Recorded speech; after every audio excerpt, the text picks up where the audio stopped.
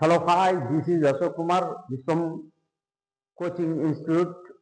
ఈరోజు ఈ పేపర్లో మనం 10th క్లాస్కి సంబంధించి పేపర్ 2కి సంబంధించి సోషల్ స్టడీస్ 1 మార్క్ క్వశ్చన్స్ని ఈ వీడియో ద్వారా ఎక్స్ప్లెయిన్ చేయడం జరుగుతుంది. స్టూడెంట్స్ అంతా జాగ్రత్తగా అన్ని నేర్చుకోవాలని కోరుతున్నాను.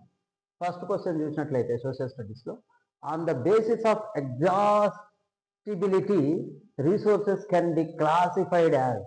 ఇప్పుడు మనం బేసిస్ ఆఫ్ ఎగ్జాస్టిబిలిటీ రిసోర్సెస్ని మనం ఎక్కువగా ఉపయోగించే రిసోర్సెస్ వనరులను ఎన్ని విధాలుగా క్లాసిఫై చేస్తారంటే, ఏ వాటిగా అంటే బయోటిక్ అండ్ అబియోటిక్ రాంగ్, పొటెన్షియల్ డెవలప్డ్ రాంగ్, renewable and non-renewable, renewable and non-renewable. Yes, this is right answer.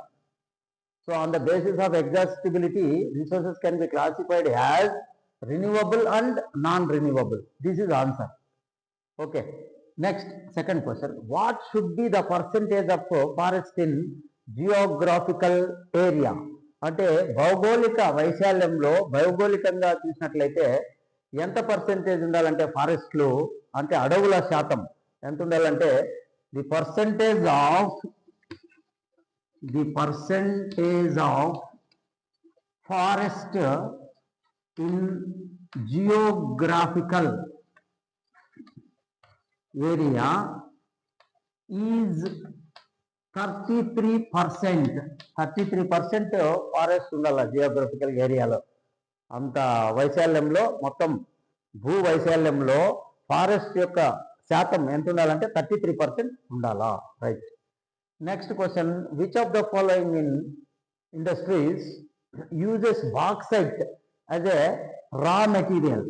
బాక్సైట్ని ముడి సరుకుగా, ముడి పదార్థంగా ఏ ఇండస్ట్రీలలో, ఏ పరిశ్రమల్లో ఉపయోగిస్తారు అంటే అల్యూమినియం, సిమెంట్, పేపర్, స్టీల్. బాక్సైట్ని జనరల్గా అల్యూమినియం ఇండస్ట్రీలో, అల్యూమినియం ఫ్యాక్టరీలో మాత్రమే, అల్యూమినియం ప్రొడక్షన్లో మాత్రమే బాక్సైట్ని రా మెటీరియల్గా ఉపయోగిస్తారు. That is answer, aluminium. Fourth, who formed a secret society called Young India? Young India అనే ఒక రహస్య సంస్థ లేదా ఒక ఆర్గనైజేషన్, ఒక సొసైటీని ఎవరు ఫార్మ్ చేశారు? ఎవరు అంటే దీన్ని హూ ఫార్మ్డ్ అంటే గయోసెమి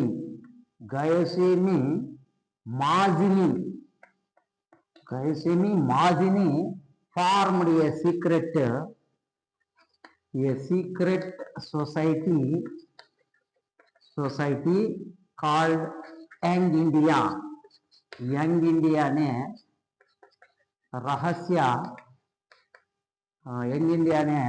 రహస్య సంస్థను ఏర్పాటు చేసింది, ఫార్మ్ చేసింది అంటే అది ఫార్మ్ అయ్యే విధంగా చేసింది గయోసెమి మాజిని అనే పర్సన్ యంగ్ ఇండియా అనే సంస్థను ప్రారంభించాడు. నెక్స్ట్ క్వశ్చన్, ఎక్స్పాండ్ ఐఎంఎఫ్ యొక్క విస్తరణ అంటే ఐఎంఎఫ్ని అబ్రివేషన్లో ఉండేదాన్ని ఫుల్ ఫారంలో రాయాలన్నమాట. ఐ అంటే ఎం అంటే ఎఫ్ అంటే దానికి రాస్తాం మనము international, M means monetary, F means fund. ఇది ఐఎంఎఫ్ యొక్క full form. Very important question ఇది. ఇంటర్నేషనల్ మానిటరీ ఫండ్ అని ఆన్సర్ రాయాలి. Next question, what was the year of civil disobedience movement? Civil disobedience movement అంటే సహాయ నిరాకరణ ఉద్యమం ఎప్పుడు ప్రారంభమైంది, ఏ ఇయర్లో అంటే ఆన్సరు 1930లో సివిల్ ఒబీడియన్స్ మూమెంట్ ప్రారంభమైంది. Next 7th question, which MNC belongs to Indian given below? కింది ఇచ్చిన వాటిలో MNC multinational company belongs to India అంటే కింది ఇచ్చిన వాటిలో ఏబిసిడీలలో ఇండియాకు సంబంధించిన ఎంఎన్సి మల్టీనేషనల్ కంపెనీ ఏది?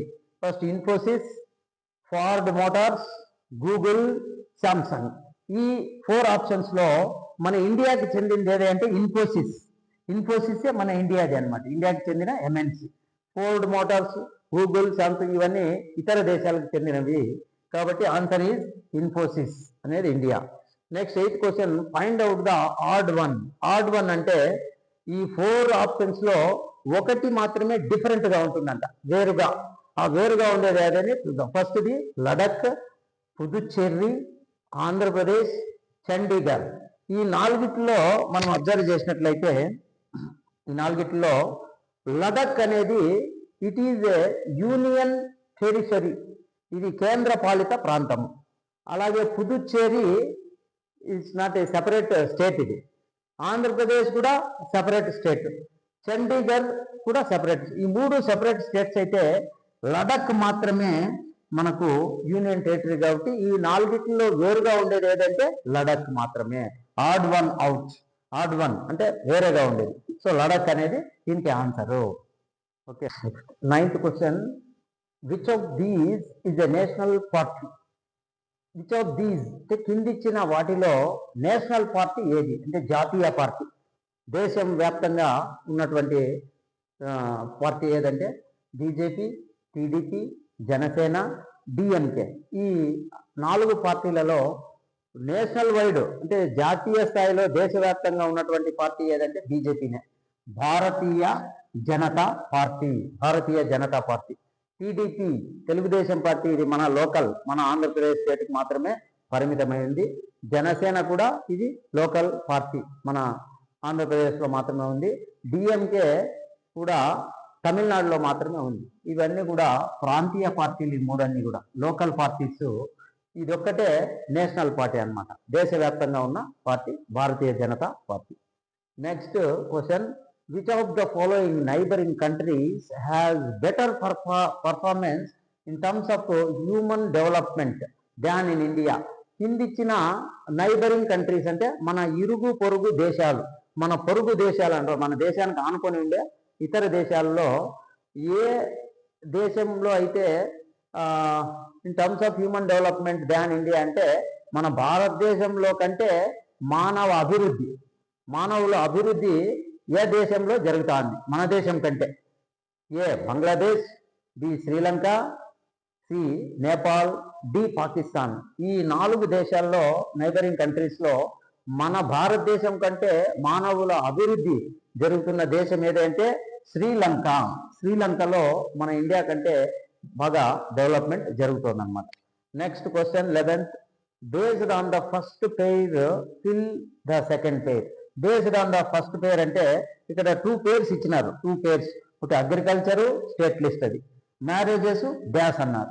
ఇప్పుడు బేస్డ్ ఆన్ ద ఫస్ట్ పేరుని బట్టి మొదటి జత అగ్రికల్చరు స్టేట్ లిస్ట్లోకి వస్తుంది. అది ఇది మ్యారేజెస్ అనేది దేని కింద వస్తుందంటే కాన్కరెంట్ లిస్ట్లోకి వస్తుంది. కాన్కరెంట్ లిస్ట్ వస్తున్నాను, ఇది ఆన్సర్ సరిపోతుంది. అది అగ్రికల్చర్ స్టేట్ లిస్ట్ అయితే మ్యారేజెస్ అనేది concurrent list. Over. Next 12th question, arrange the following countries from east to west. East to west ఇది బాగా కన్ఫ్యూజ్ కాకోకుండా చూసుకోవాలి. ఇది కన్ఫ్యూజ్ కాకూడదు. ఈస్ట్ టు వెస్ట్ లేదా వెస్ట్ టు ఈస్ట్ అన్నారా, అది బాగా ఐడెంటిఫై చేస్తే దీనికి ఆన్సర్ కరెక్ట్గా స్టూడెంట్స్ చేయడానికి అవకాశం ఉంది. ఈస్ట్ టు వెస్ట్ అంటే ఈస్ట్ నుంచి వెస్ట్కి. ఈస్ట్ అంటే తూర్పు, వెస్ట్ అంటే పశ్చిమము, పడమర. అంటే మన ప్రపంచ పటం చూసినట్లయితే వరల్డ్ మ్యాప్లో దేశాలు వాటి యొక్క లొకేషన్ని బట్టి, వాటి యొక్క లొకేషన్ అవి ఎక్కడున్నాయి అనే దాన్ని బట్టి ఇక్కడ ఈస్ట్ వెస్ట్ మనం చూడాలంటే తూర్పు నుంచి పడమరకి ఏ దేశాలు వస్తాయంటే ఫస్ట్ తూర్పున మన దేశానికి తూర్పు దిక్కున ఏ దేశం ఉందంటే Egypt, China, England, Japan. First మన దేశానికి ఈ పక్క జపాన్ ఉంటుంది అంటే తూర్పు వైపున. సో ఫస్ట్ ఆప్షన్లో జపాన్ ఈస్ట్ వైపు. దానికంటే యూత్ల ఈజిప్ట్, చైనా, ఇంగ్లాండ్లో చైనా ఉంటుంది. జపాన్ తర్వాత చైనా తర్వాత ఈజిప్ట్ ఉంటుంది. ఈజిప్ట్ తర్వాత ఇక ఇంగ్లాండ్ లాస్ట్. ఇది order of east to west according to the location. వాటి యొక్క ఆ దేశాల యొక్క ప్లేస్ ఎక్కడ ఉంది అనే దాన్ని బట్టి, ఆ లొకేషన్ని బట్టి తూర్పు నుంచి పడమర వైపుకి మనము ఆలోచిస్తే ఫస్ట్ జపాన్ ఉంటుంది. జపాన్కి యువతల ఈ పక్క చైనాకి యువతల ఈజిప్ట్ తర్వాత ఇంగ్లాండ్. ఈ దేశాలు లిస్టు సరిపోతుంది అనమాట. కాబట్టి ఈ వీడియోలో సోషల్ స్టడీస్కి సంబంధించి 1 మార్క్ క్వశ్చన్స్ 12 క్వశ్చన్స్ అనమాట, 12 మార్క్స్ నీట్గా ఎక్స్ప్లెయిన్ చేయడం జరిగింది. దయచేసి ప్రజెంట్ చదువుతున్న 10th క్లాస్ స్టూడెంట్స్ ఈ వీడియోస్ అన్ని కూడా ప్రాక్టీస్ చేయడానికి, వాళ్ళు నేర్చుకోవడానికి ఎంతో యూజ్ఫుల్ అవుతాయని ఆశిస్తున్నాను. సో ప్రతి ఒక్కరూ వీడియోని ఒక్కటి చూస్తున్నారే కానీ లైక్ చేయడం లేదు. కొంతమంది చూసి వదిలేస్తున్నారు. సో అలా వద్దు. మీరు లైక్ చేయడం వల్ల మరికొంతమందికి రీచ్ అయ్యే అవకాశం ఉంది ఈ వీడియో ప్రజెంట్ జరిగే 10th క్లాస్ వాళ్ళకి. కాబట్టి అలాగే లైక్ చేసిన తర్వాత షేర్ చేయండి. షేర్ చేసిన తర్వాత సబ్స్క్రైబ్ చేయడం మర్చిపోకండి. సబ్స్క్రైబ్ చేయండి. సబ్స్క్రైబ్ చేయడం వల్ల మేము చేసే అన్ని సబ్జెక్టులకు సంబంధించిన వీడియోస్ మీకు నోటిఫికేషన్గా వస్తాయి. సబ్స్క్రైబ్ చేయగానే బెల్ ఐకాన్ ఒకటి వస్తుంది. బెల్ ఐకాన్ని కూడా ఆల్ అనే చోట క్లిక్ చేస్తే మీకు అన్ని వీడియోస్ నోటిఫికేషన్ రూపంలో మీకు వస్తూ ఉంటాయి. సో మీ స్టూడెంట్స్ కానీ, మీ పిల్లలు కానీ, మీ తర్వాత తమ్ముళ్ళు చెల్లెళ్ళు వాళ్ళకి కానీ అందరికీ ఉపయోగపడే వీడియోస్ కాబట్టి ఎప్పటికీ ఈ వీడియోస్ వల్ల మీకు నష్టం జరగకపోగా మంచి జరుగుతుందని దయచేసి సబ్స్క్రైబ్ చేయండి, లైక్ చేయండి, కామెంట్ కూడా చేయండి. Thank you very much.